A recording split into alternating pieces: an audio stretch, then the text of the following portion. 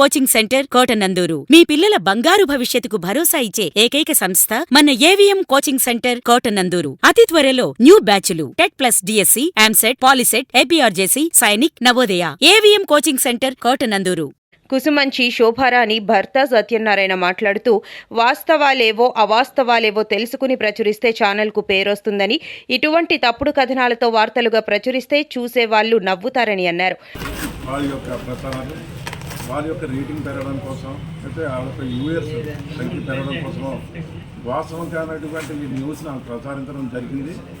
ఏ ఒక్క విషయం ఏదైనా వాళ్ళు చేసిన ఆరోపణలో ఏ ఒక్కటైనా వాళ్ళ దగ్గర ఆధారాలు ఉన్నాయా, వాళ్ళ దగ్గర ఏదైనా తగినటువంటి సాక్ష్యాలు ఏమైనా ఉన్నాయా, లేనటువంటి ఆరోపణలు చేసేయడం చాలా బాధాకరం.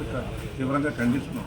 ముఖ్యంగా చెప్పాలంటే యనమల రామకృష్ణ గారి యొక్క నాయకత్వంలో మొన్న జరిగినటువంటి ఎన్నికల్లో వారి కుమార్తెను దుయ్యపుగానే ప్రజలు అత్యధిక ఓట్లు మెజార్టీతో గెలిపించుకున్నారు. అధికారం వచ్చిన దగ్గర నుంచి కూడా రామకృష్ణ గారు ఒకటే చెప్తున్నారు, ప్రజలు నచ్చితే మనం నెత్తిపై పెట్టుకుంటారు, ప్రజలు కోపగిస్తే మన కాలుతో పుట్టుతారు. అంతే ఒళ్ళు దగ్గర పెట్టుకుని మన అందరూ పరిపాలన బాధ్యత మన అందరి మీద ఉందని ఆ కార్యకర్తలను ఎప్పటికప్పుడు మమ్మల్ని ముందుకు నడిపిస్తూ ముందుకు వెళ్తున్నారు. కానీ ఎప్పుడు కూడా చట్ట వ్యతిరేక పనులు ఎప్పుడు ప్రోత్సహించరు. మీరు ఏ వ్యాపారమైనా చేసుకోండి, మీరు మైనింగ్ చేసుకుంటారో లేకపోతే ఎక్సైజ్ డిపార్ట్మెంట్లో మీరు పెట్టుకుంటారో అన్ని చట్టబద్ధతులు కానీ ఈ వ్యాపారం చేసుకోవాలి తప్పించి కనీసం రైస్ మిల్లు అడుకున్నా లేకపోతే ఒక రేషన్ షాప్ బియ్యాన్ని కూడా సరే నేను క్షమించను.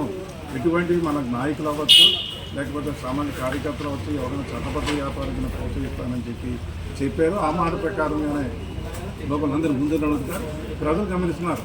ఇక్కడ మన నియోజకవర్గంలో నీతివంతమైన పరిపాలన, పారదర్శకత పరిపాలన అవుతుంది. ఇటువంటి ప్రజలు హ్యాపీగా సంతోషంగా ఉన్నారు. గత ప్రభుత్వంలో ఇసుక ఏ రేటు దొరికింది, అలాగే గ్రావెల్ ఏ రేటు దొరికింది, కంకర ఏ రేటు దొరికింది, అలాగే నిర్మాణ రంగం కూడా ఈవేళ అప్పుడు మన తక్కువ రేటు దొరుకుతున్నాయి. నిర్మాణ రంగం కూడా వ్యాపారాలు బాగున్నాయి.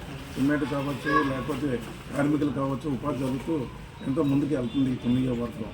కేవలం వాళ్ళ యొక్క ప్రతిపక్షం తాలూకు వాళ్ళ యొక్క ఆశలకు లొంగి మరి ఈ వార్తను ప్రసారించారు. దీన్ని మేము తీవ్రంగా ఖండిస్తున్నాం.